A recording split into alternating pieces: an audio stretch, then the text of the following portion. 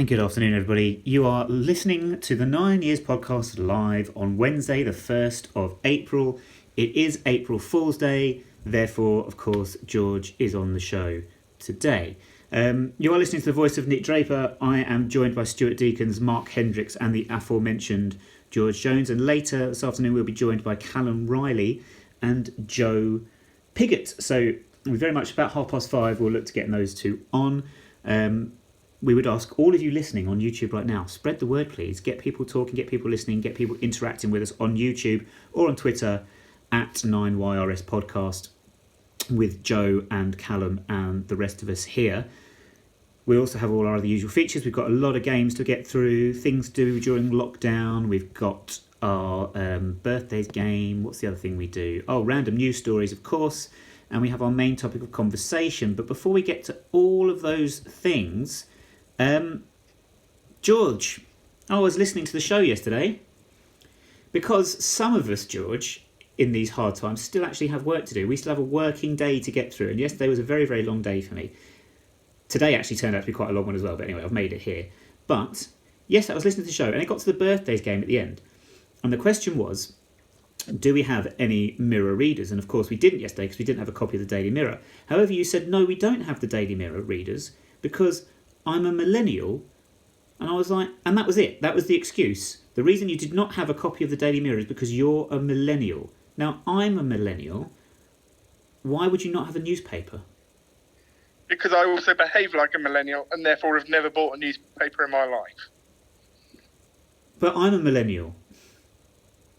Yes, but we all know that, well, you claim to be a millennial. But genuinely I am one. Like, whether you go from my real age or my fake age, I am actually classed as a millennial. So I buy a newspaper every day, mostly. Yeah, you're technically a millennial, but your behaviour may suggest otherwise. I'm stunned. I don't know what to say to this. I don't know what other millennial behaviours you demonstrate, George. But judging by the faces of Stuart and Mark, they are totally flummoxed as well by this. So we'll move on very, very quickly. We have a main feature. I should say hello. So Stuart, do you want to say hello to the listening public? Hello, listening public. And Mark, do you want to say hello to everyone? Hello to everyone. Gareth Hayward has said, afternoon all, early answer for the Paul Osu game. Is it West Ham?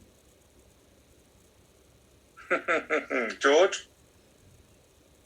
He's muted yourself, George. George, you're on mute. I'm hoping typical millennial. West Ham. No, it's Kidderminster. Kidderminster, sorry, yeah. Yeah, on this occasion we could see George's mouth moving but no sound coming out, whereas the Kidderminster occasion, his mouth wasn't moving even though he claimed there was sound coming out. Hello Kevin Boris as well, who is listening. Hello Paul Raymond. Yes, George is on every day, despite the fact we sack him regularly. We fed him once and he just keeps coming back. Right, main news story today.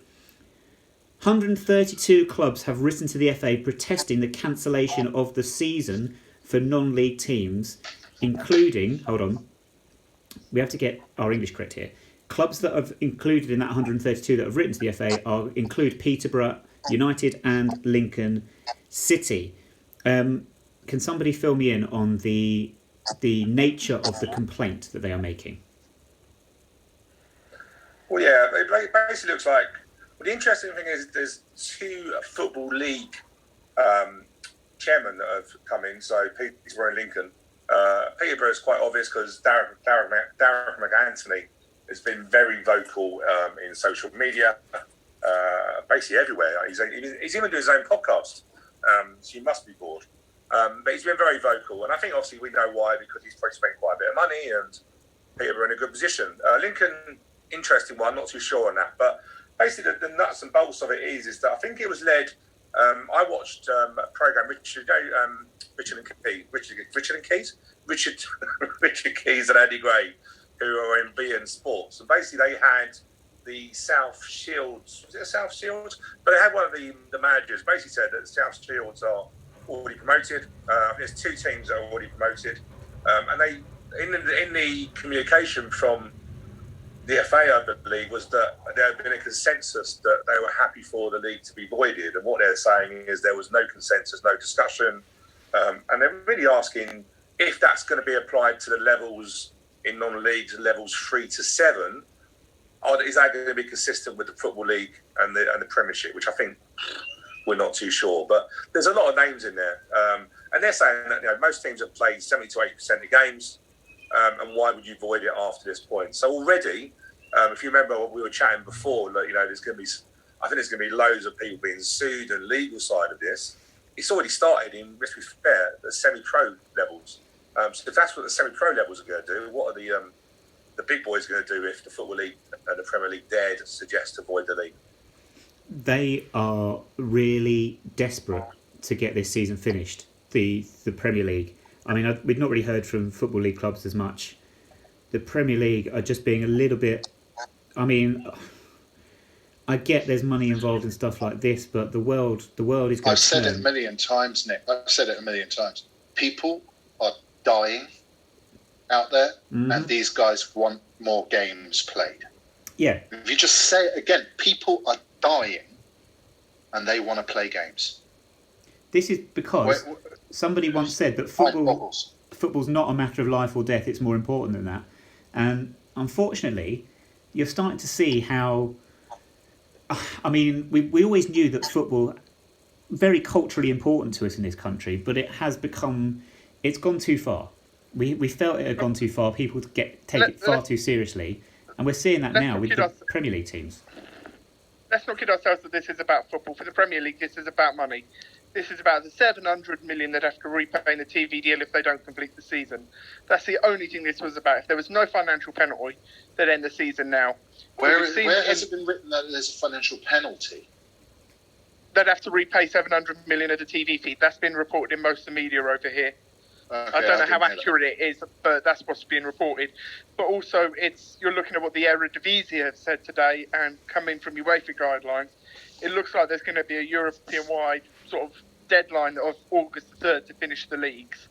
And for me, that means you have to be starting in early July at the latest, and I can't see that. I can't see there's any way any level can play and complete the season, certainly not the Football League. But if any league, the Premier League can play behind closed doors because of the financial benefits of the TV deals. But I can't see it happening. I can't see this season finishing. I think realistically, I'm looking at a league restart in September. I think that's the most realistic option here. The interesting thing was that on the actual, when they were talking about the FA, said obviously what they've done, there was a point made, I think, again, by the South Shields have been very vocal, I think, because when I looked at it, I think there's actually a couple of teams that already have mathematically secured promotion. This is, by the way, this is great. I don't know what league they're playing, but basically Jersey Bulls FC have already secured promotion. What a name for a team. And Vauxhall Motors have already secured promotion. But what they were saying is if they are going to avoid the league, so basically it means, for argument's sake, that certain players didn't play for certain clubs, goals are going to be, if you scored 20 goals, that ain't going to count.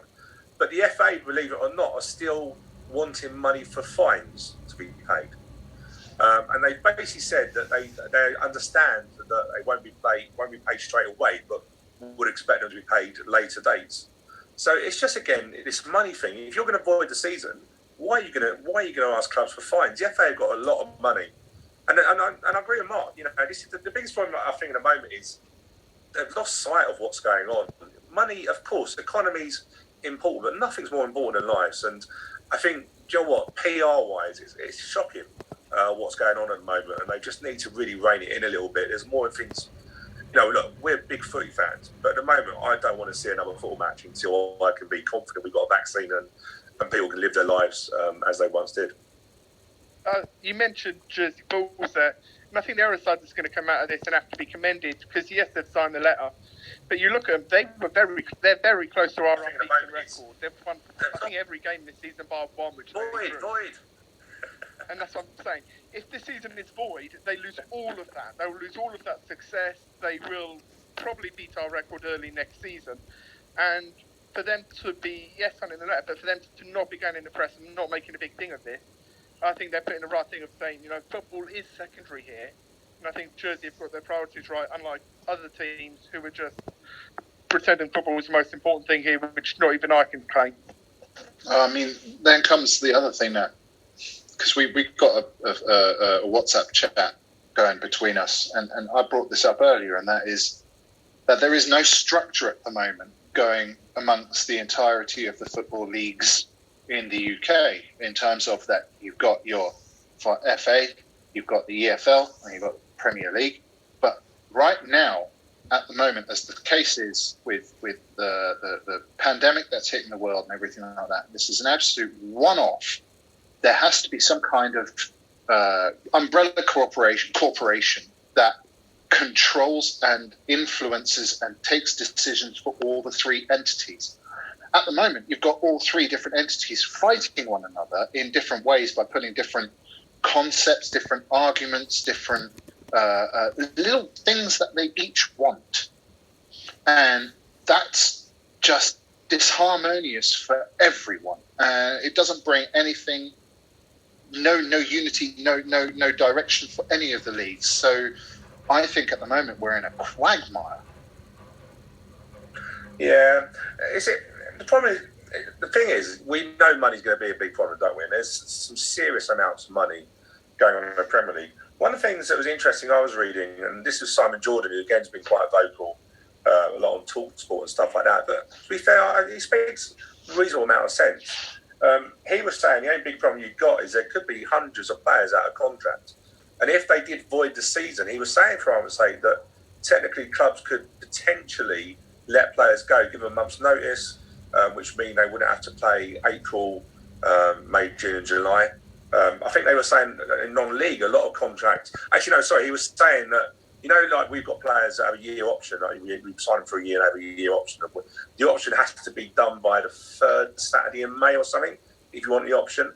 But what he was saying, that clubs could use this to basically streamline their teams. Like we were just talking beforehand, we have no goalkeepers at the moment because technically we don't know if the loans are going to go back. And that's a big thing. If the season got voided now, do we pay for our loans? I know we probably get some good deals. But contractually, you could have a lot of players out of contract. So the clubs, again, hey, look, you've only got to look at Tottenham and what they've done. They've just announced that their chair, I don't know what his role is now, but they've gone on they've put 500 odd staff on the furlough. Yeah, to be fair, they could probably pay it themselves. So let's not forget some of the clubs are going to be a bit devious as well. And I don't. Do you know what? I wouldn't want to be in the football league's position or the Premier League because I think whatever decision they make, there's going to be pitfalls in either of them. Problem Premier League has got, and football has got in general, is that it forgets that it lives in the same world as the rest of us. And yes, there are going to be issues with contracts and what have you, as you mentioned, but footballers shouldn't have protected status. I don't know why their contracts should be differentiated between any one of us who at any stage. I mean, I saw an article, I think it was Henry Winter on Twitter who was discussing it, and he was sort of saying, in fact, he was in the Times talking about Harry Kane, and Harry Kane talking about his future and saying, like on some Instagram live interview of Harry Kane was saying about his future and he's thinking about where he wants to play his football and stuff like that. And Henry Winter was having a bit of a go at him saying, look, you've got to put this into perspective and what have you. But actually, Harry Kane was doing in that instance what the rest of the population is doing. He wasn't living in a bubble where footballers are different. I know lots of people in teaching in my profession that contracts are coming for various reasons. Their contracts are coming to an end in, the end of July. They've got no work from August the 1st as it stands because schools don't know what the situation is. They don't know how to interview people. They can't give people days to come in and teach classes to judge them and things like that. So it does affect everyone. What you're seeing with Spurs and player contracts, you're saying that clubs might be able to cancel contracts and what have you. Unfortunately, that's life. I mean, it sounds really harsh, but that's the situation that many people are in. So why do people think that football should be treated differently in that regard? George, do you want to go first? Yeah, I'm just thinking, again, looking at contract things, it's an interesting point about players serving notice and releasing players.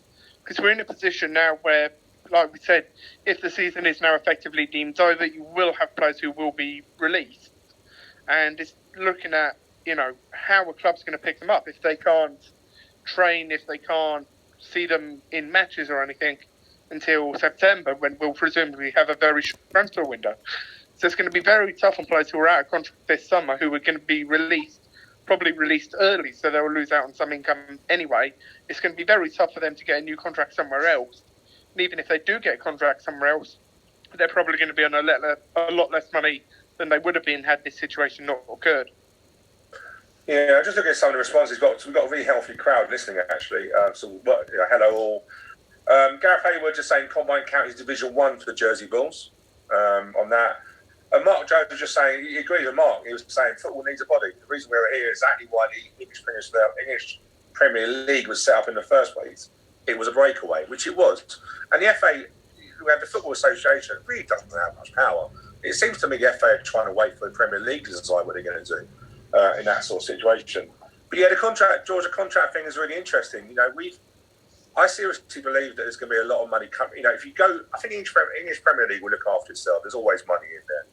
But we have to look at League One, League Two, conference and stuff, because ultimately we've got players that need to know contractually what's going to happen. I don't know how many players we've got out of contract, but we have to remember that League One players, League Two players, they had mortgages. They probably don't have the savings that we think everyone should have. Hardly anyone has savings in this world at the moment. So, Stu, can I quickly interrupt? And I want you to pick up on this, what I want to say, and that is, obviously, we don't even know what the financial situations for clubs is going to be like in the next. Players are going to be out of contract, so be it. But there might not even be a handful of clubs soon. Yeah, and you know what? Andy Holt has been quite good on this, the Acton Stanley chairman, saying that he's done potential budgets for when they're going to start. Because realistically, my gut feeling is I don't think we're going to see any football in terms of fans being able to attend until next year. I really don't. Because I'll give you an example. Me personally, do I want to go in a stadium where I've got George Sniffling and stuff? Do I want to go into a stadium with loads of people? If there's no, and not to go on too much about the virus because we've heard so much about it, but in terms of there's no vaccine or stuff like that, you're going to see games behind closed doors. Even if the players want to play, because ultimately, I can see a situation where the Premier League may say you can play behind closed doors, but actually the players may think, 1 second, we've got our health concerns as well. So they might not even want to play, so they could go on strike and stuff. But I do feel for some of the players, especially our club, that are going to be out of contract. The club are not going to be able to negotiate because they don't know the season's going to start. Don't know what our financial, don't know what our budgets are. We're going into a new stadium. We don't even know if we're going to be going to Plough Lane. Do we go back to Kings Meadow? Do we have the sponsorships that we used to have? It's a minefield, isn't it? There's so many curveballs that clubs are going to have to really do their forecasting. A lot of forecasts, but I don't think we're going to be able to commit. So you may see we're beneficial because we've got a good academy. We may have to use that quite a bit because I don't know if we can actually afford to pay out the salaries if we don't know what's coming in. You look at it and you look at other clubs, and I know we've talked about them in the past, but the likes of Oldham, Southend, Tramit, all those clubs at Macclesfield who were in financial difficulties anyway. Bristol Rovers. News coming out. Yeah, Bristol Rovers. You look at them, the amount they're over £24 million in debt at the moment. You're looking at Charlton and the news coming out of there. Bristol Rovers, I think one of their directors has resigned today as well. And you look at it and you look at all of these things, and these clubs, as Stu said, they might not be there in September. And that's going to be a real issue. If we've seen the impact that losing Bury has had this season. Imagine if we lose 5 or 6 more. We're talking about players and contracts, and Stu was mentioning how staff at Spurs, Newcastle, whatever non-playing staff have been the word that we've all come to learn and know about over the last couple of weeks, furloughed. Quick show of hands, who knew what that word meant 2 weeks ago? That's one out of Mark's the only one. Yeah, I had no idea.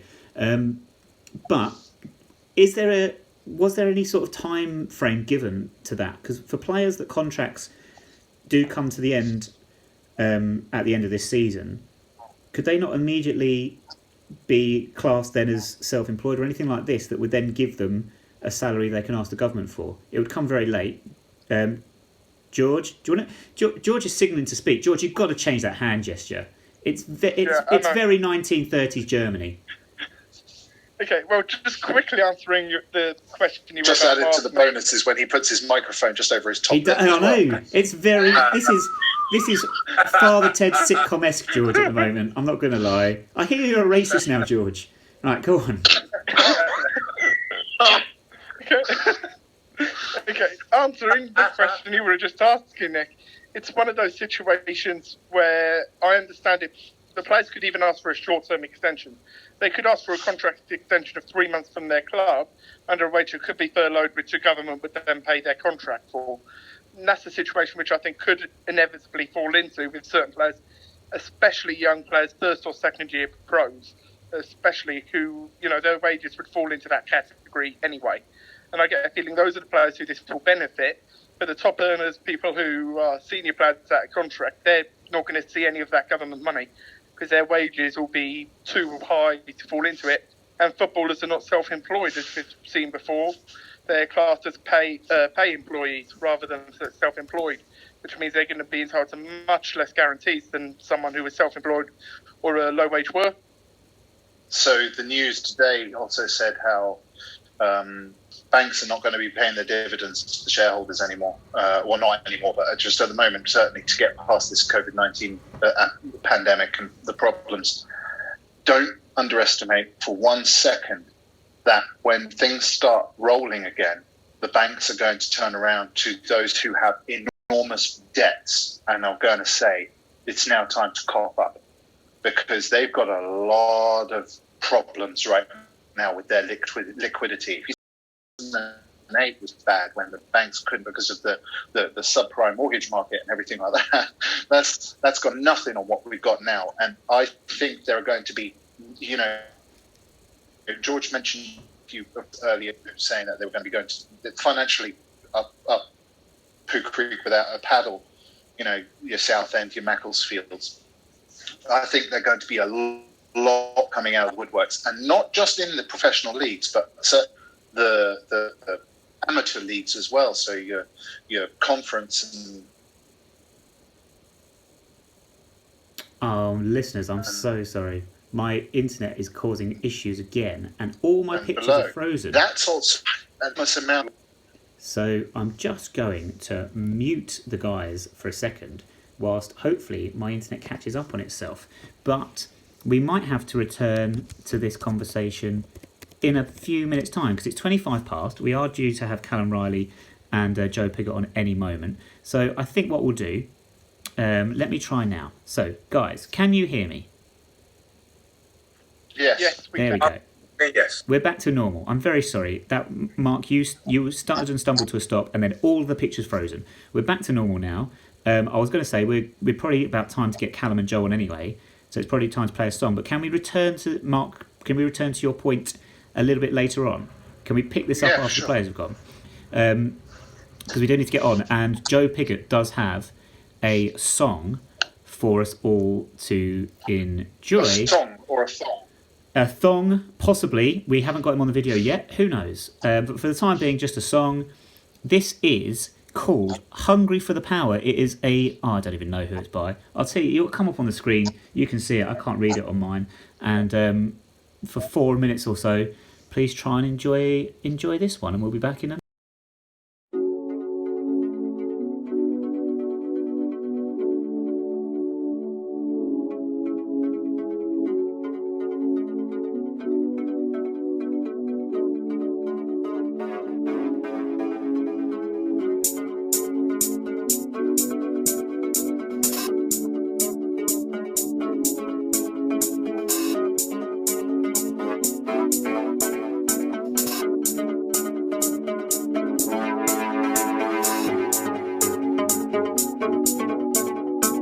hungry for the power. I'm hungry for the power. I'm hungry. I'm hungry for the power. I'm hungry. I'm hungry for the power. I'm hungry. I'm hungry for the power. Hungry for the power. The thoughts in your head. I'm hungry. I'm hungry for the power. The game just goes on. I'm hungry. I'm hungry for the power. All in all. I'm hungry.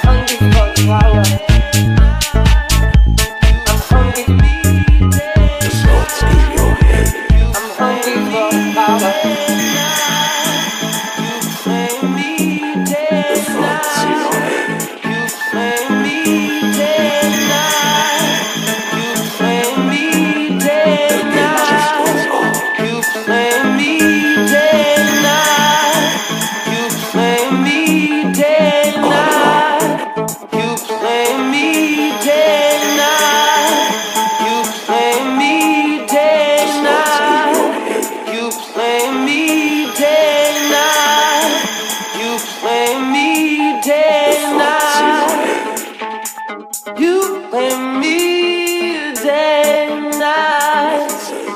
Just what's in your head. Hungry. I'm hungry for the power. The thoughts in your head. I'm hungry. I'm hungry for the power. The game just goes on. I'm hungry. I'm hungry for the power. On and on. I'm hungry for the power. I'm hungry. Just what's in your head. I'm hungry for the power. I'm hungry. The thoughts in your head. I'm hungry for. Okay, everyone, welcome back. We have been joined by Callum, Reilly and Joe Pigott, who are both on the line, and we're going to speak to them both and ask them a few questions, and please keep sending your questions in on the YouTube live feed. But Joe, that was your choice of song, and we've had one comment from Chris Lennon on YouTube who says, this song must be aimed at those with the average age of a Don's Trust members meeting, which, if you guys aren't aware, the average age of a Don's Trust members meeting is about, what would you say, 68, 69? Joe, can you explain your choice of song for us today? Can you explain what it was as well for a start, and then No, just a little, just something just to pump it up a little bit. A song I haven't heard in a while. Just makes you think of the summer and better times. is that something that gets played in the dressing room at all, or is that not? Does that not come into it? Yeah. Okay. Right. Thanks, you guys, for joining us this afternoon. Thank you very much for giving up your time. Much appreciated.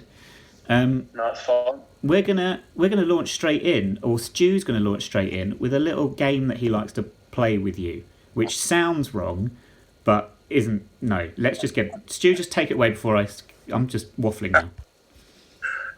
So what we want to do is just really know how well you know each other. So you've probably seen the old Mr. and Mrs., but we didn't know we once called it. Like, who are you? So you'll know that obviously we've sent you questions this morning. I've tried to do different questions for you, but it's basically 10 questions each, and it's just a bit of fun to see. There will be a winner because we're all competitive, so as footballers. So I guess that. But yeah, so what we do, Joe, you can go first. So I'll give you 10 questions that Callum's answered for me, and if you're not sure, just say pass. So what team does Callum support? I think it must be Birmingham. Who was Callum's football idol? Football idol.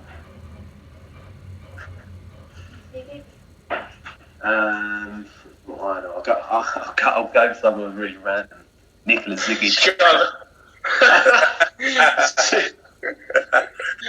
He's a good guy. How many attempts did it take for Callum to pass his driving test? First time. How many goals has Callum scored this season?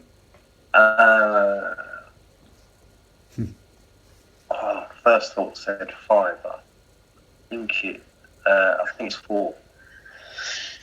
What's Callum's favourite terrace song from Wimbledon fans? Favourite terrace song?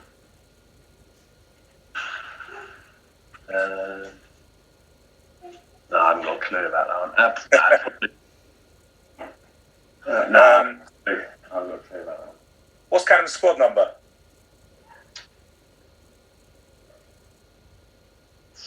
Oh my God. You're obviously not passing to him enough. No, well, it's been so blooming long, that's why. Yeah, that is true. What is it? Oh, I'm trying to picture him sitting in his training kit. I think it's like 16 or 18, I think, isn't it? I can't remember. What's Callum's favourite current goal of the season for a Wimbledon player?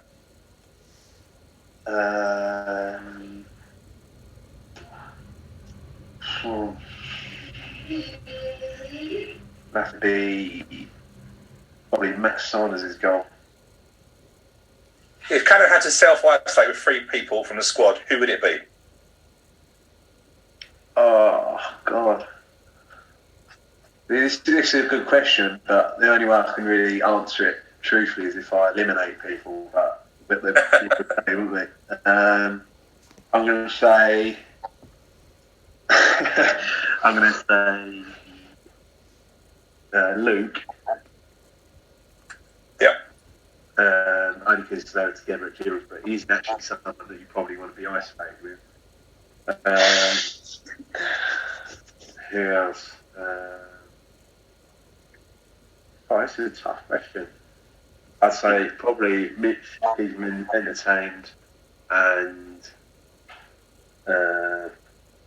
Rod, so he has a good night's sleep as well. Who would Callum think would be a manager in the future from the current squad? Oh, manager for the future. Probably be him, to be fair. Cool. And finally, what item or feature would Callum like to see at Plough Lane? Cool. These are tough. These are tough.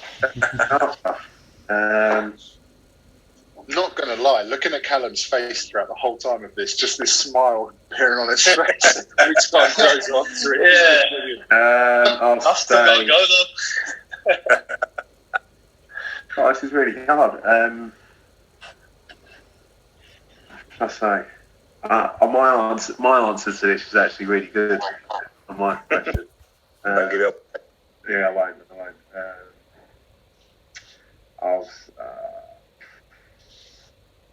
I'll just say an extra large changing room. Sounds good. Okay, so let's have a look. We go now for. So what I'll do, I'll go through the answers very quickly. Actually, saying that, So these are the answers. What team does Callum support? Liverpool. Liverpool. I feel sorry at this stage. It's Liverpool, and then Solihull Moors maybe. I went down to watch them a few weeks ago. Yeah. Callum's football idol is Steven Gerrard. Yeah. That's in midfield. Tough. Yeah. You're right, Callum did pass first time on his driving test. Callum, you gave me 5 for the goals. Callum scored 5 goals this season. Favourite terrace song? Callum was the We Are Wombles from the Lane. I heard that's a bit different. My missus said she heard that one. She was really. She was I saying that to me. thought it was going to be Osu's song. I was thinking it's difficult when you play. You can't hear one. Yeah. So the We Are Wombles from the Lane it basically goes into our champagne song, or champagne, sorry. Yeah, she did say some of the lyrics back to me. Did have a laugh at it. You went up in our estimations when you said that, by the way. So, squad number 33. Just out of curiosity, did you pick that, Callum? Did you get that picked? Because actually, that is I don't know if you're aware, but that's Lyle Taylor's former number. I wasn't when I picked it, but I've had that previously, so that's why I had it then. Yeah, but I wasn't aware until someone said it to me after. So it's a little bit to live up to there. Yeah. Callum's favourite current goal at the moment, Mitch Pigott versus Burton, which was the way around the keeper, wasn't it? And then chipped it over. Yeah. Own line. If Callum can self-isolate, you've got one of them in terms of Luke O'Neill. The other two would be Shane McLaughlin and Wags. He's got Wagstaff. Who did Callum think would be a manager? Terrell Thomas, who we had on Monday. Is that right? Monday, was it, guys? Do you guys think he could be a manager? Yeah? Yeah, without a doubt. Definitely. He come across really, really well, actually, when we spoke to him. Really enjoyable, actually. And what item or feature would Callum like to see at Flower Lane? Safe standing and a Starbucks. Oh, Starbucks is a good addition. I added that one in later. I thought about it. I thought, you know what, a lot of lads would appreciate that. So obviously you've been down to a stadium, haven't you? Did you go down to a stadium, Callum? I know Joe. I haven't been down. No. A few of the lads have been. What's your thoughts on the new stadium? Are you looking forward to it? Yeah, definitely. I mean, I'm interested to go down there myself at some point and see it. But with everything going on, I don't think I'll be able to get down there until it's probably actually done, unfortunately. Yeah. But yeah, no, I am looking forward to obviously getting down there and then playing in it myself. As and when that's going to be, it's a bit difficult to obviously see when it is. But no, it's exciting everywhere for everyone around. Can I quickly ask, where are you guys actually calling in from? Where in the UK? I'm in Solihull at the moment, so just south of Birmingham. Okay. And I'm from sunny Kent. Okay. So you basically decided to self-isolate back your home, right? Yeah. Yeah. Okay. Okay, so Callum, you've got 3 to beat. Right. No pressure. I think I got it. Got a I'm shot. having it. Yeah. So here we go. What is Joe's favourite social media application? Oh, you mixed the questions up, yeah? Yeah. Okay. Right.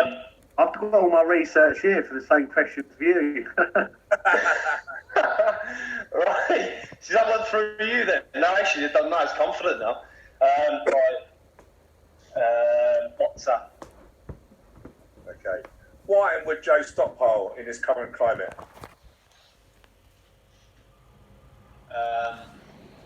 I've been stockpiling some baked beans and a bit of ketchup and some toilet roll. Like.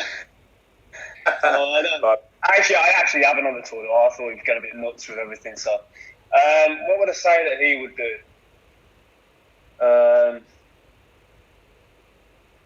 Oh, question is. Yeah, it is. Yeah. He does like a coffee, so I'll say coffee. What team has Joe played for in career?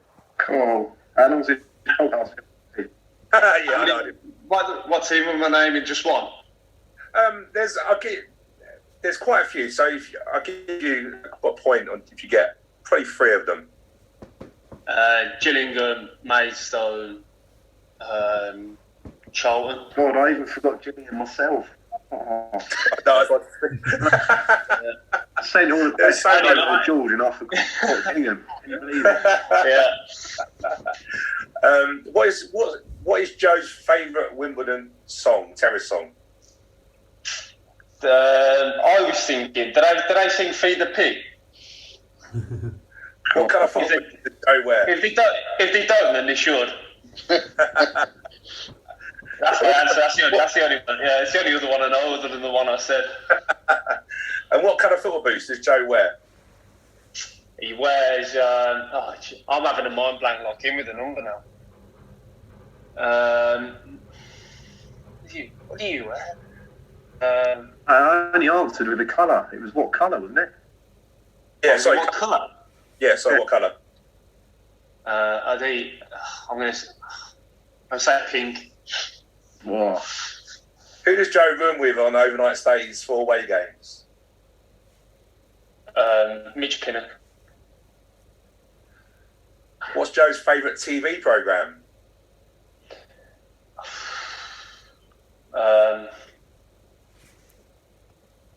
This is tough. Game of Thrones. Who did Joe score his first league goal against this season? Rotherham. And if Joe had to self-isolate with 3 players, who would it be? I'm going to say it's probably Carskill, which makes a bit more sense. I'm going to say Kwesi Appiah, Scott Wagstaff and Mitch Pinnock. And finally, what item or feature would Joe like to see at Flower Lane? So I was thinking fish because he was there when it happened, and I know you got told about it when Raul took a side part of his car off, and he was going to use that. Yeah. He was going to use that as a seat in the stand. So I was thinking, is he going to say that? He'd like to see Terrell part of his car in the actual stand, whether it's used as a seat or hoarding. I don't know. So that'd be my answer. I can't think of anything else. Is his parking that bad?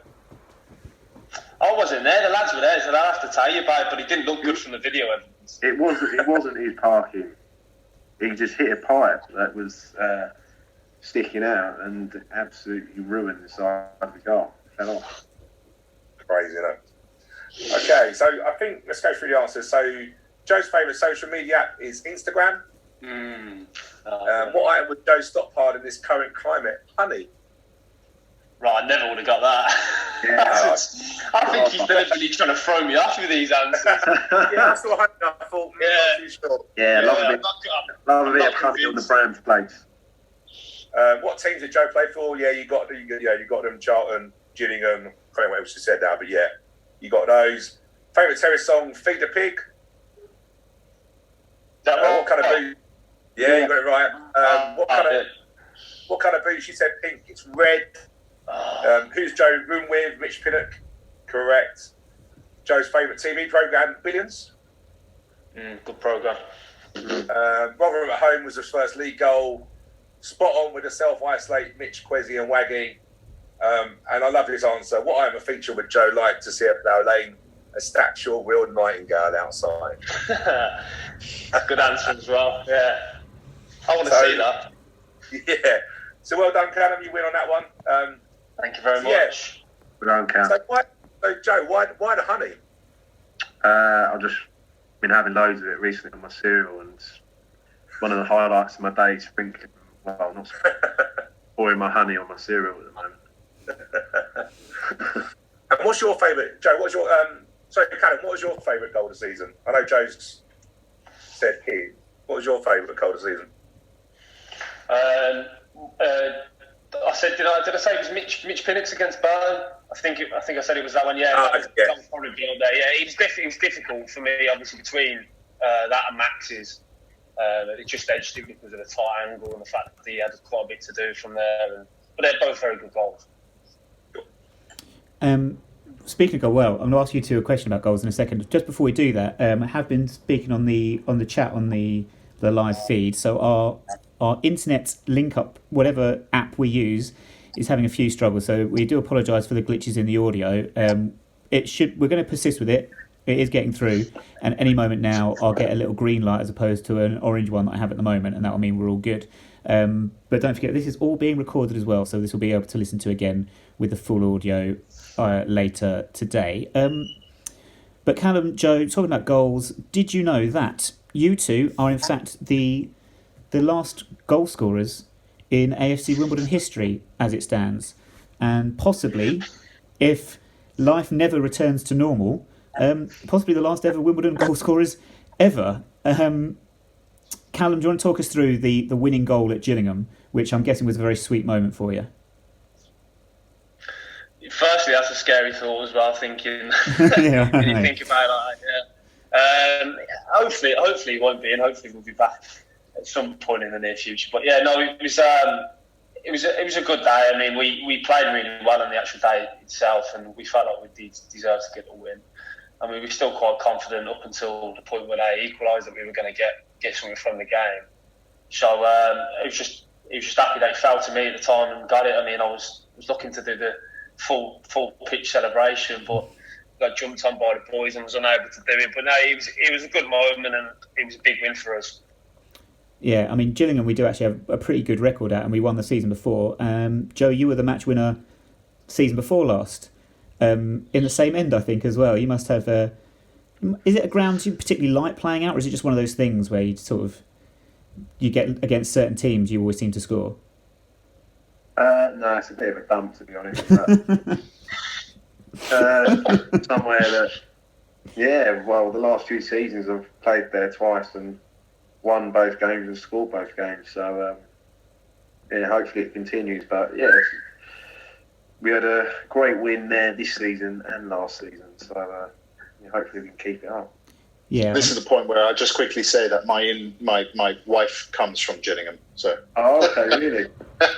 It doesn't matter. Let's be fair. You can understand my comment then. Yeah. I had to live there for over a year. I was a long way from home right. for me. I was going to say, you must be well versed in it. I mean, it's not. We always seem to say it's a good number of fans down there. It's not the most glamorous of away days. But on that subject, Callum, where would you say is the best and worst stadiums you've played at? I mean, this season especially, Accrington was probably up there just because of the day itself. It was freezing, and the wind was everywhere, and obviously just being in the stadium it is made for a pretty bad day all round. So I'd definitely say this season's probably there. Mm-hmm. Joe, worst? I think that's got to be it, to be honest. Okay, what about the best?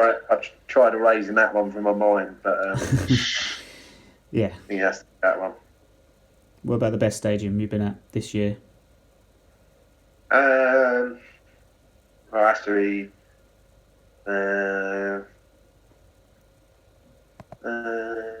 I'm going to say Fratton Park just because it's probably not the best stadium, but best atmosphere. No, I agree with that. I love playing there just because it's an old ground and the fans are so close to you there. It's probably my favourite place to play in the league.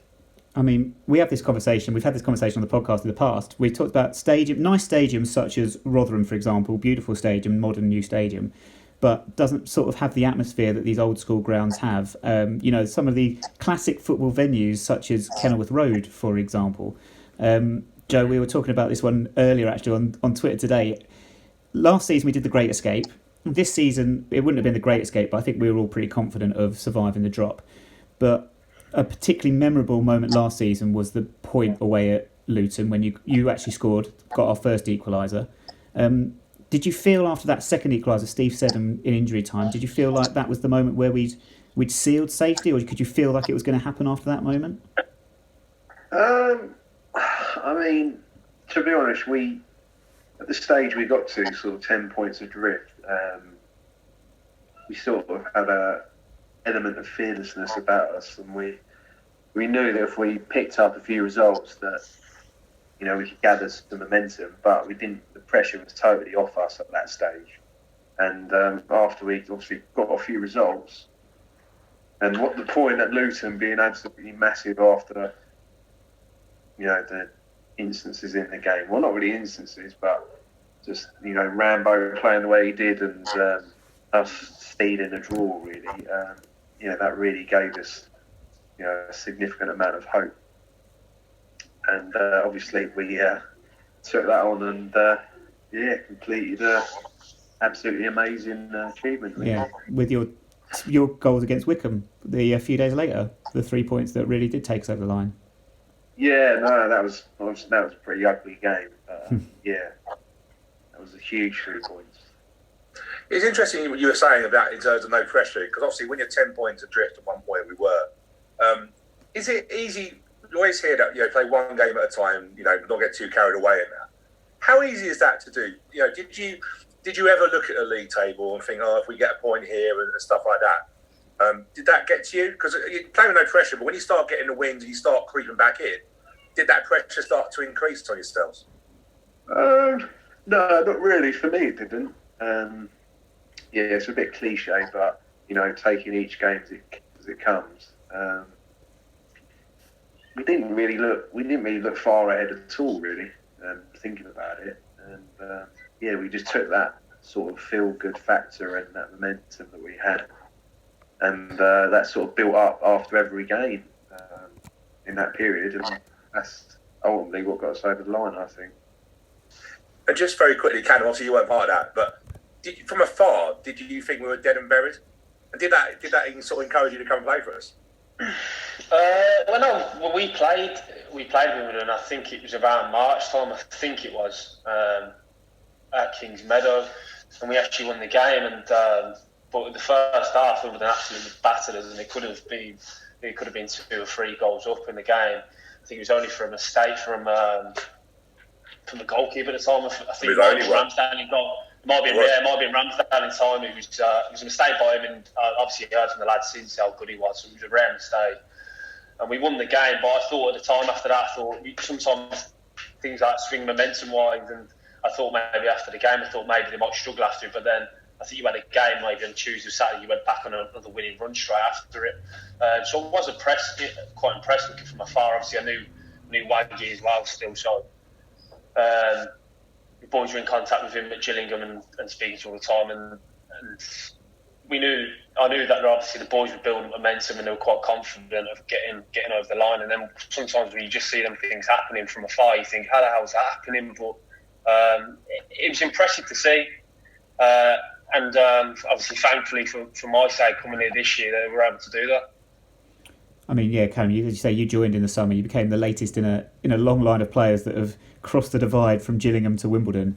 Down the years, it's been incredible the amount of players that have gone, as well played for both. I think of Barry Fullers and Josh Parkers and Luke O'Neill's and everyone. How do you evaluate your form then since you joined us? We've got a message on YouTube from Mark Jones who has actually said that you get his Player of the Year vote. said always decent, but last couple of months added a lot more consistency and a player that we noticed most when not in the side. I'm going to echo. People are going to think I'm sucking up here because I said this to Terrell Thomas the other day, but we're talking into having discussions for Player of the Year votes and stuff like that, and we've got two of you on today that we'd be in the running for that, no doubt. How would you evaluate your form since you joined us in the summer? Yeah, no doubt. Like everyone else within the squad, I'm sure would say similar things. At the start of the season, it was tough going for everyone.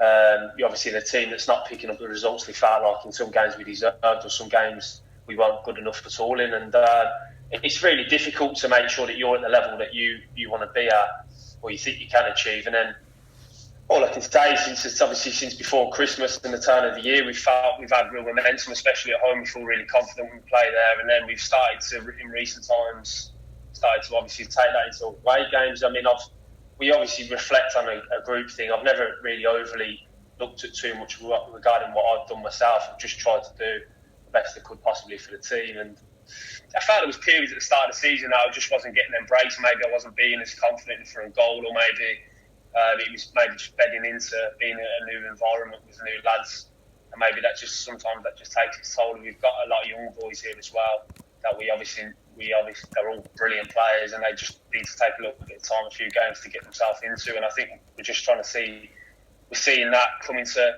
fruition now at home, especially. They're all flourishing, playing in front of their own fans, and I'm really enjoying my football at the moment. How do you find coming in? So obviously you come into Glenn's played a 3-5-2, or he's mixed around with it, but predominantly he's played sort of three centre halves and sort of swapping the midfield out. How have you adapted to that? Because from what I was seeing, you could definitely see the qualities that you had, but it was also you had different partners, and it was trying to find, obviously, sometimes we'd have three in the central area and trying to find who's going to do what roles.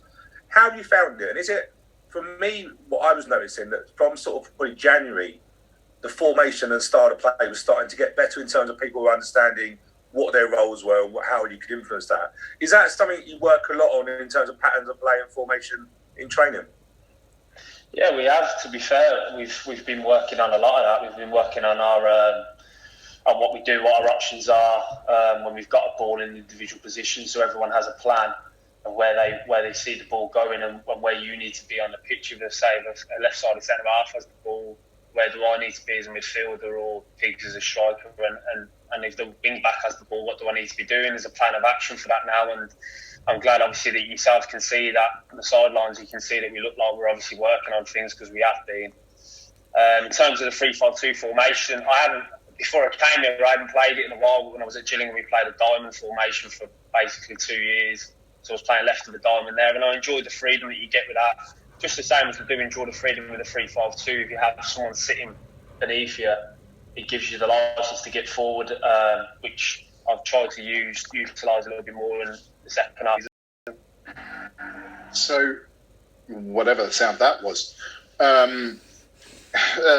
what I was going to ask was obviously there's been some instances this season where performances, not by individuals but by the whole team, haven't really hit the levels of the previous match before. And my understanding or my view from it is it comes from a lot of the time where the opposition team are just there to stifle the game. For instance, our last game at Kingsmeadow against Bolton. In my perspective, Bolton, they set themselves up just to kill us off, to stop us from playing. And to be fair to them, they did really well at that.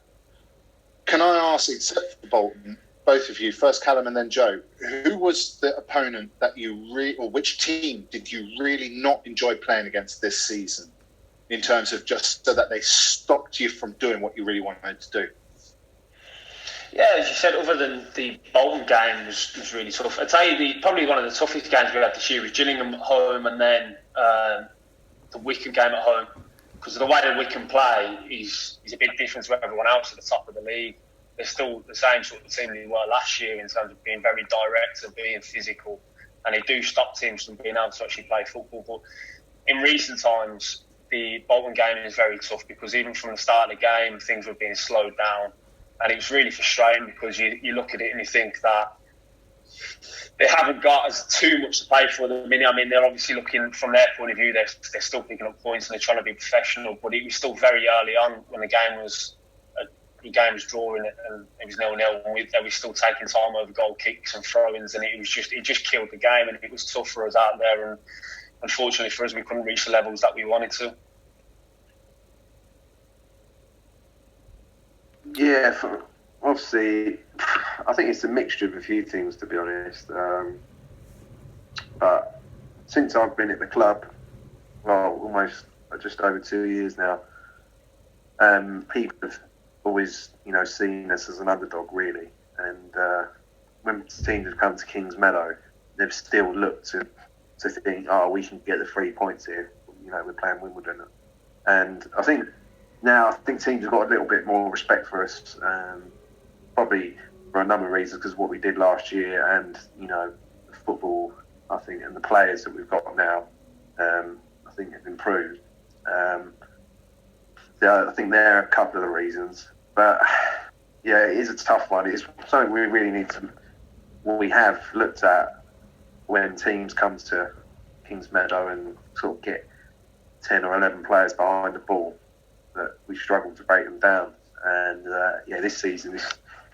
it's probably been the one thing that's got in the way of us getting into the mid-table, to be honest. And, once you're there, you can go anywhere, can't you? But yeah, it's very frustrating for me, just thinking about it now, as to some of the games that we should have won on paper, and other teams have come down to us and shut us out. I think another thing as well is that with our squad, we've probably got one of the youngest squads in the country, and the lads, myself included, not the obvious, but we're learning, we're still improving every week, and having the teams come down and use not tactics, but just tactics and game plans to shut us out. It's all part of the learning curve for all of us, I think.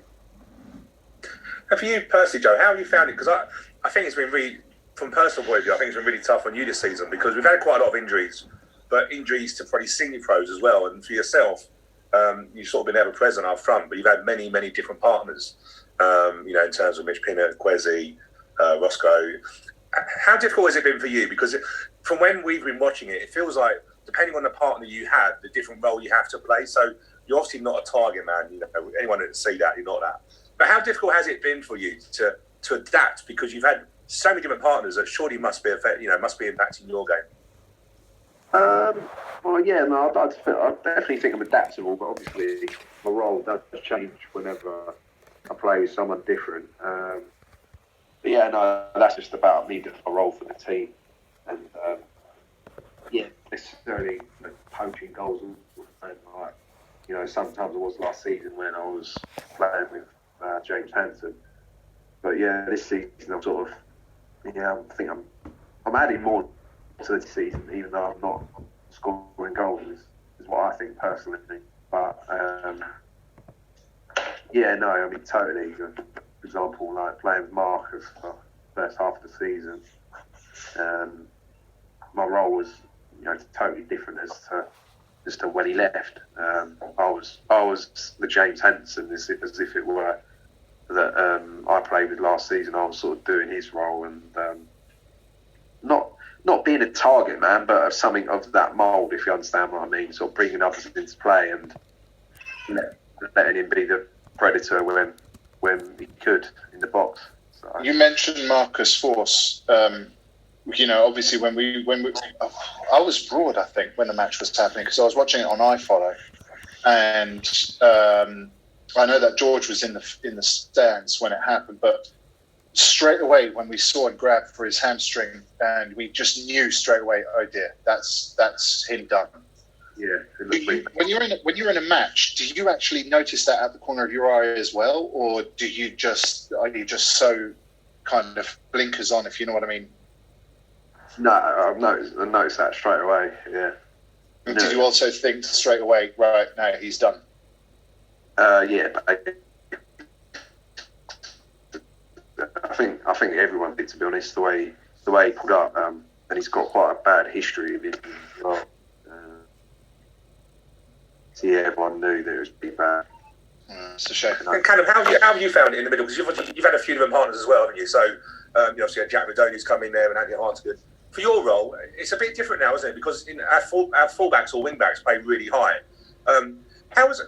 One of the things that I've noticed that sometimes what happens is that we have a spare man. We have a spare man normally marking nobody, but a lot of teams seem to press high, so we go long.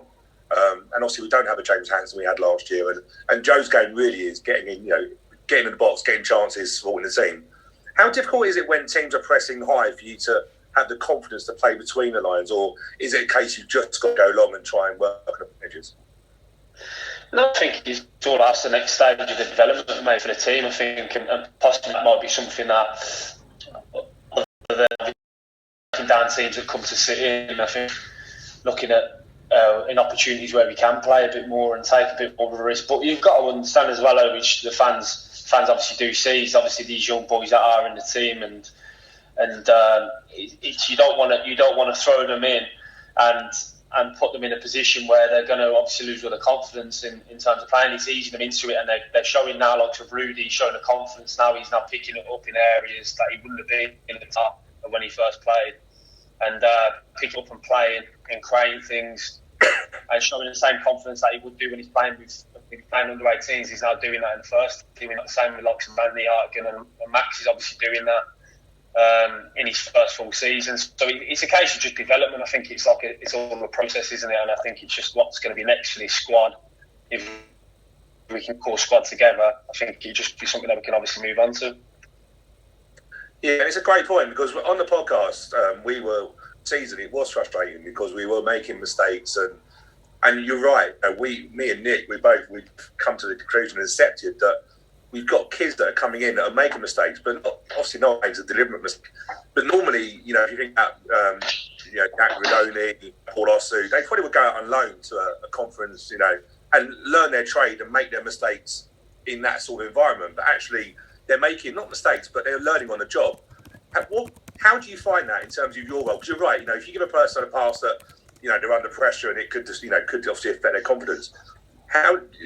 What's your role in terms of that? You're supporting them, because you've got on really well with Jack Redoney, and to be fair, when he plays alongside you, you can definitely see that you're the sort of, I know you're not old, but you're the father figure, just sort of looking after him and that. Yeah, I mean, it's more of a role before games. So like if we're playing with the lads in the midfield with Jack, it's just having a conversation with before games and warm and just keep talking to him. And to be fair to Locks, Anne's been playing in the team for a number of years now, so he's mature beyond his age really in terms of what he's experienced. So he knows a lot about League One football and how to play anyway. So it's just a case of just kind of reaffirming that and making sure you almost feel like they've got your back. You've got their back in terms of the older players, and Pigs will be the same, and some of the other boys like Waggy, etc.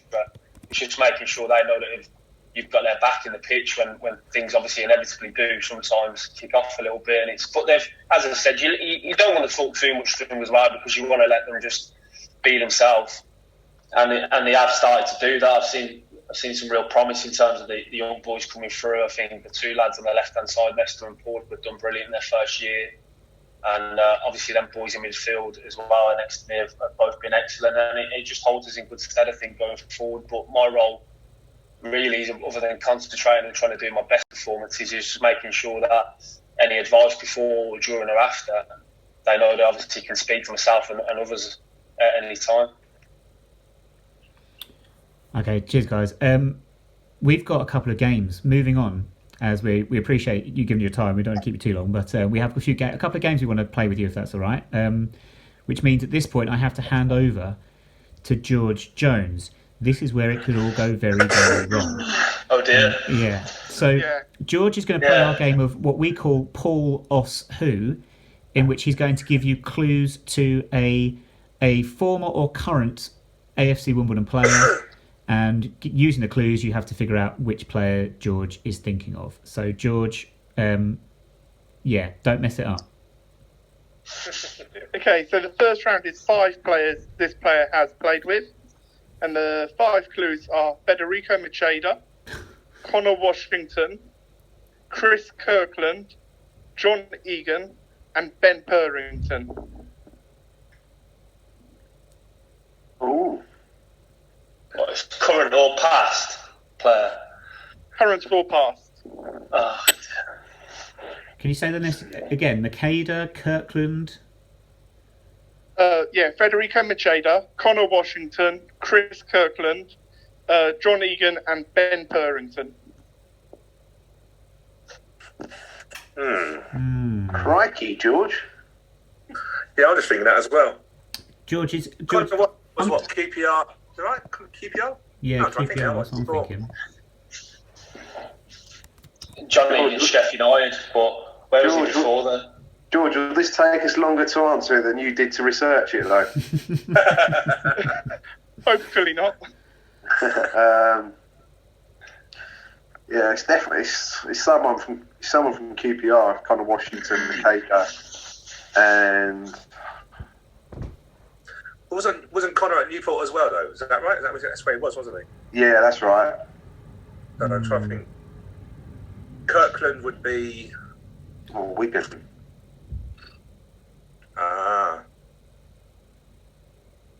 George, you've got a second round of clues, haven't you? Callum was I've got a Sheffield second Wednesday as well, wasn't it? George, give us a clue. Okay, so the second round of clues is 2 managers he has played under. Oh, brilliant. And Ole Gunnar Solskjaer and Justin Edinburgh. Ah, so it's I know. Yeah, I know. I know. That doesn't help you guys, but I think I know. George, did I say this not before we started recording? Did I not say this answer before we started recording? No, I don't think you did. I'm pretty sure I did, but okay.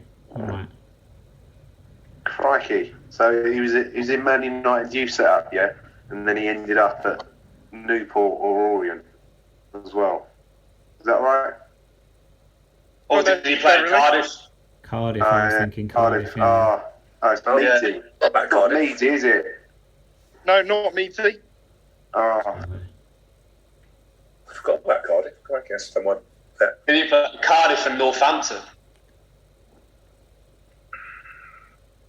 Or is it Cardiff and Newport? oi.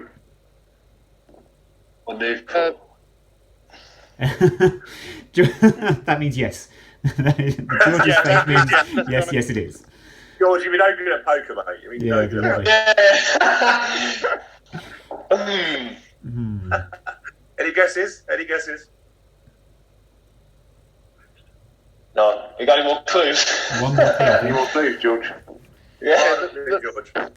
Yeah, the last clue is that you've both played with him, but you didn't both play with him at Wimbledon. Oh. No, it's not who I'm thinking of then. Oh. Just for clarification, one of you did play with him at Wimbledon as well. Yeah.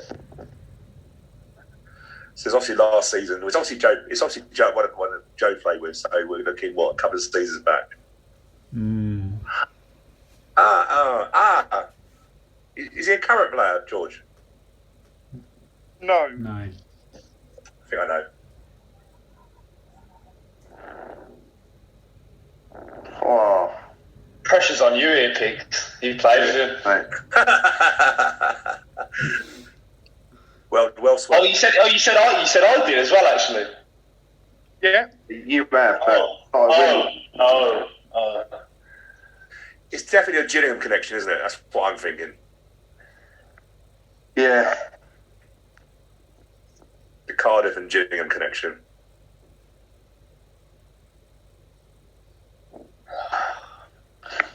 Crikey. Any guesses? No, I honestly, I haven't got a clue. I've not got a clue. Try to think off the top of my head. Anyone that's played, the only person that I played with that played for Gillingham as well. Yeah, no, loads of lads have played with Justin Edinburgh, not Solskjaer. George, one other question. Did Neil Ardley play a part in his player's career at some point? Yes. But not at I know, Wimbledon? is it? Yes. That's correct. Okay. I think I might have a go. Go on. Well, I think Stu probably got it before me, so I'm going to let him take the honours. It's Deji Ostrolaja, I Yeah. believe.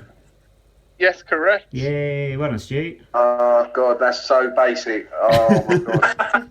It's not How easy did to I get that? Oh, I thought Quezzy initially because I thought wasn't it Soul Show at Mould? Was that right? yeah. And Quezzy was over there. Was Quezzy over there? No. I don't know if he overlapped with Solskjaer. Don't think so. Because when Quezzy came, he was playing in the Norwegian League, wasn't he? Didn't Quezzy play for Stavanger? Ah, maybe wrong country. Is that one country? I think. No, it's the same country. Yeah, right. Ah, cool. Well, well done, George, George. well done. Well done. You stumped him. Yeah, didn't mess it up this week. Makes a change. One other game. Callum and Joe, I've got 2 sets of questions for the both of you. For you and you only. Who wants to go first? Callum or Joe? Callum, it's up to you.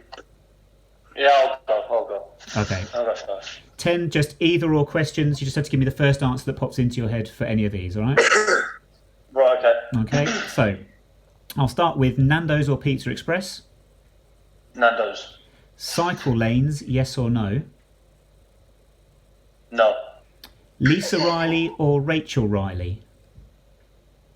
Rachel Reilly. I do apologise. I realise the spelling's not the same, but they sound the same. No. Scott Wagstaff's beard or Anthony Wordsworth's moustache? Got a bit of waggy beard. Should we sack George, yes or no? After that question, yes. Yes, well done. Correct Yes, answer. after that game, yeah. Well done. Marmite, yes or no? No. Laura Woods or Alex Scott? Laura Woods.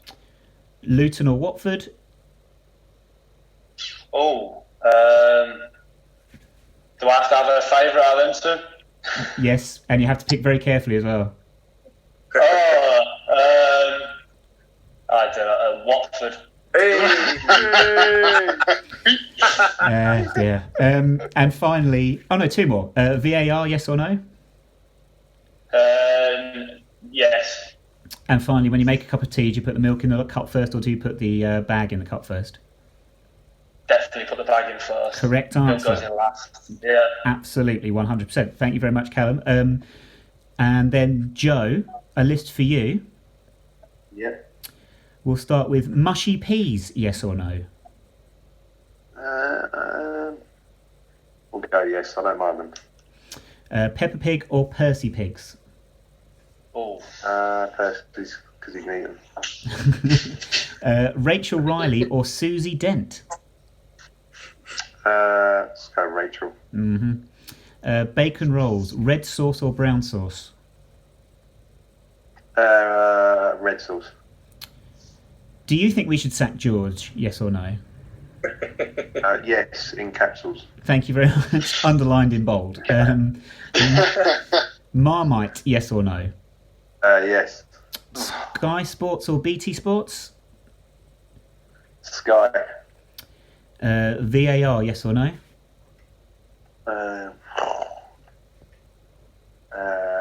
I'd say yes, but an adaptable version. Okay. Luton or Watford? I'd just say Luton. Get in. Well done. And finally, when you make a cup of tea, Joe, do you put the bag in the cup first or the milk in the cup first? Put the bag in. Correct. 100%. You have both answered that last one correctly, which means you get to stay to play. You get to continue to play for AFC Wimbledon. Unfortunately, if you just said the other one, Joe Palmer would have been on the phone straight away, just to let you know. Thank you very much for your time this afternoon, guys. Much appreciated. No worries. We hope to see you in a Wimbledon shirt some point this year, hopefully, at Plough Lane. Fingers crossed. And before you go, we're gonna play out with Callum's choice of song. So, Callum, do you remember which song you picked for the listeners? Yeah, I could have picked a few. I picked, in the end, I think I picked Arctic Monkeys for the rest of Adolescent. You did indeed, and I Good think choice. that is the best choice we've had so far. So we'll put that on a second. No, I'm sorry. The Gambler is still the best. Woody's was good. The Gambler. The Gambler's very good, yeah. We'll do another Twitter poll for that one. But Yes. thank you very much. You for know your what? time. That's a good idea, Nick. We should do a Twitter poll for all the songs after this whole thing's done. We've spoken to Yes. Who's had the worst? Who's had Rodoni. Jack Rodoni, yeah, by a mile. Well, what did he have? Oh, he'll be knocked down in a minute. What was it called, Georgia? By Little Baby, something or other. Oh my goodness. Yeah. It was shocking. I put him down for worst dress then, she never asked it. Oh, well, tell you what, actually. Everyone said it. It's a clear favourite. I have to look after Jack Rudini 24/7 just to make sure he's on the straight and narrow. Well, you've got to sort his music out. That's the first job, I think, for the new season. On that note, actually, Mark Robinson wanted us to ask you, who do you guys think had the best initiation song when they joined this season? I wonder why he's asked us that. I have no idea. His was definitely the most memorable. You know what? After he said that, I'm definitely not saying him because he wants to. Do you know what? He thinks he can try and pull the wool over my eyes with that one. I'm going to say Chris. Yeah, Chris is the best. Callum, agree with that one? Do you know who's very good, but it's not enjoyable when they can actually sing. It was Neil Meds. Yeah, he was. He was very good, but he isn't that fun when he can sing. You want him to be rubbish, or like a robber and really avid himself and still talk about his 6-month later. What did Robbo sing? Yeah, what did he sang like a I think it's like a pub song basically. That they how does it go? It's like wonky eye. I don't want to sing it. Yeah, it's about some like old woman, I think. All I do know is we're all involved and we're all on the table, we're all swinging shirts around, and it was lively anyway. Sounds good. I think we won the next day, so. So it was all down to Robbo's song that we won. No, it wasn't. It wasn't until we searched for approval from us. We were told that Mitch Pinnock actually has a fantastic singing voice. Is this true? Yeah, he does. Yeah. Wow. Would never have guessed. By the way, what is he doing on his was it Snapchat where he was doing some sort of dance? I think we've got to save him from isolation. Yeah, he hasn't been very well. Was it Instagram? I think he hasn't been very well, so he's literally just been shut up in the last 2 weeks, so probably why he's going a bit wild. Yeah, I bet. Well, cheers again for your time, guys. Thank you very much. We're now going to play out with Callum's choice of song, and we shall hopefully speak to you very shortly. Cheers, thank you, guys.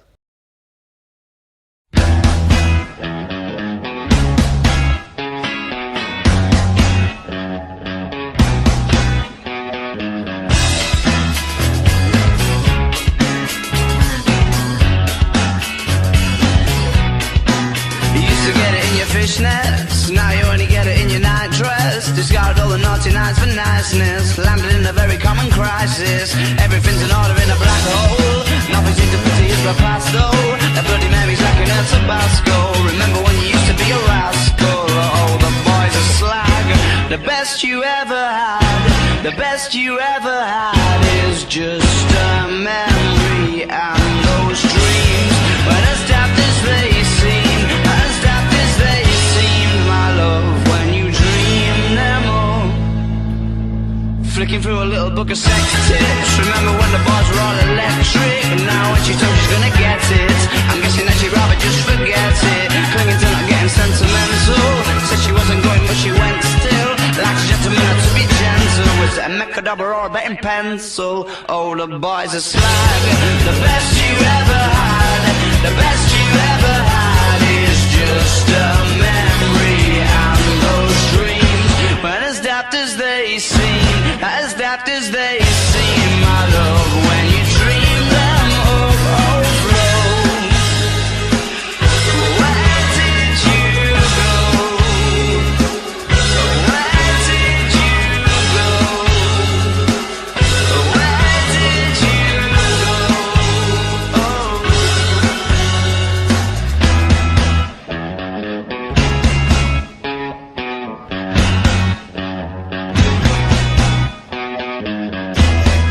Falling about, you took a left off last life lane, just sounding it out, but you're not coming back again.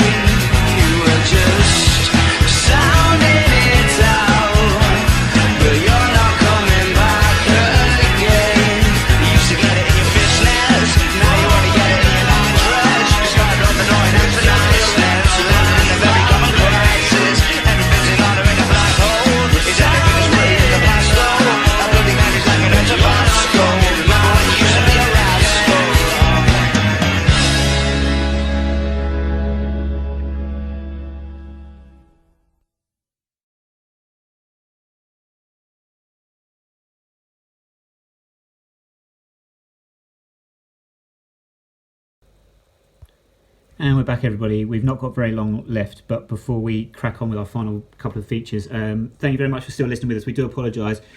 We're on this app which transmits all the conversations from the World Wide Web to you on YouTube, and clearly the app is just struggling under the weight, I guess, of I don't know how many people trying to broadcast at this time. I don't know what it is. So the good news is that we are recording all the audio. The audio has actually been flawless our end and will record perfectly, so we'll put this out on demand for you to listen to in full without all the interruptions. Thank you very much to Joe Pigott and Callum Reilly. Really good chat with those two, and hopefully, as we say, we'll speak to them again in the future. We've only got about 5 minutes left. I was going to come back to Mark.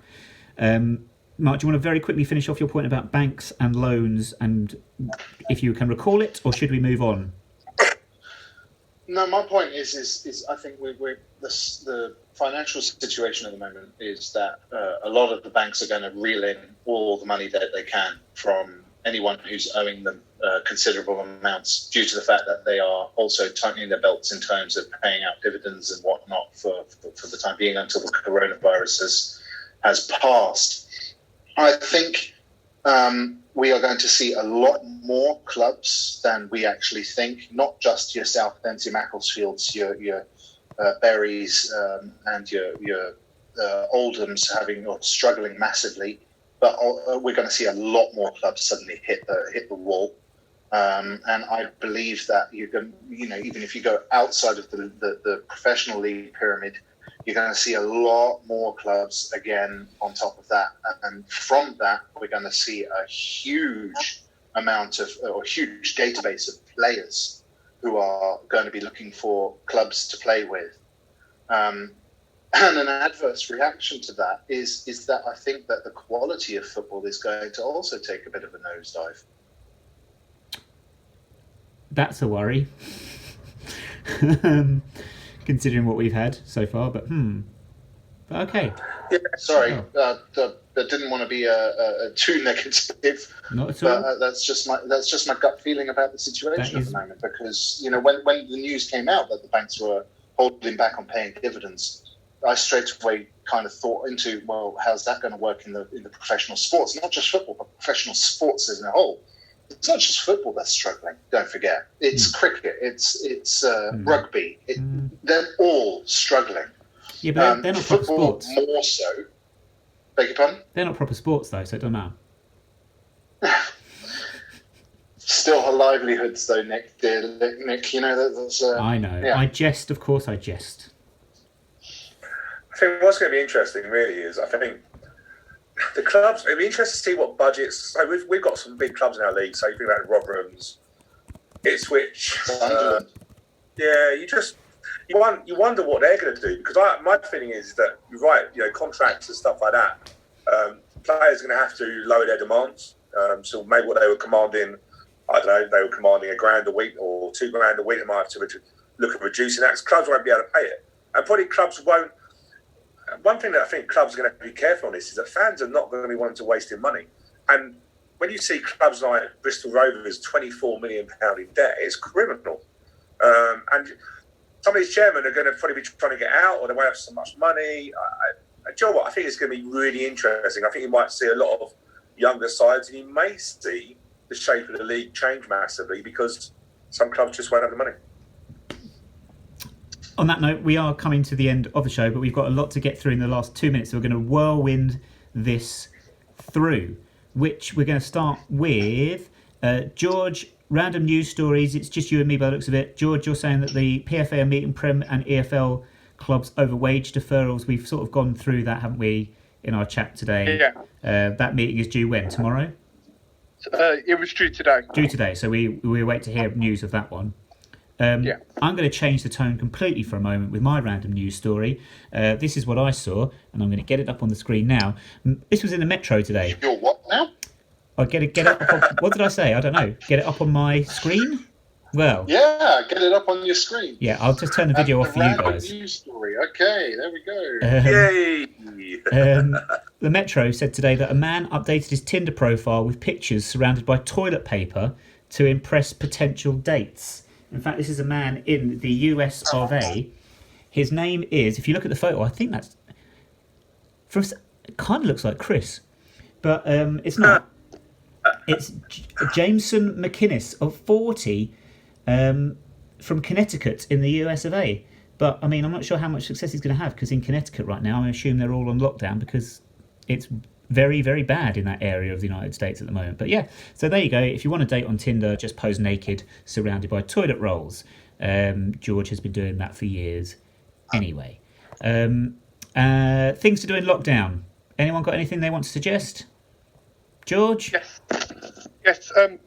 The second series of the Netflix documentary about Sunderland, called Sunderland Till I Die, is available on Netflix today. And we're in episode 2, is when we feature our first visit to the Stadium of Light last season. Thank you very much. Stacey Dooley's on BBC Three with a new documentary. That's my suggestion. Stacey Dooley, of course, from Luton originally, and she is lovely. So, Mark, Stu, any suggestions? Yes, I do. Netflix, The Circle USA. Oh! I knew that would get your attention. Now we're listening. Wow. Thank you very much. That's on Netflix. That's on Netflix, The Circle USA. And I tell you what, it's a little bit more than the Channel 4 one, in my opinion. It's American. Yeah, but there's a bit more profanity and a bit more extravagance. There's a bit more, it's got a bit more juice to it, in my opinion. See, that's done me. I was going to say we've actually got a bird nest or something. I don't know what it's called. Bird house. Feeder. Yep. That's it, bird feeder. So my joy is basically watching the birds come to my window. How does Lorraine feel about that? She quite likes the birds at the moment. It's like a game of cat and mouse because she's gone off you. Well, no, we got a tree outside our place, so they sort of go into the tree. That's off to go over my head. But yeah, Thomas is loving it. He's loving watching the birds. Good lad. Do you know what I hate is when the birds do their thing on my windows? Because it just takes forever to wipe it off. Like, honestly, and it gets everywhere. Anyway, that's the pigeons that are around Berridon's area. Right. Very quick go on the birthdays game because we're running late. That's sounding great. Thank you very much. One each. Stu, Randy Orton. How old is Randy Orton today? 50. Nearly. By nearly, I mean He's not nearly really. 50. He's 40. Big 40. So he's got 10 years, yeah. He's got 10 years. George Philip Schofield. Oh, wow. 52. Not far off. He's 58. Mark. Wow. Susan Boyle. Sorry? Susan Boyle.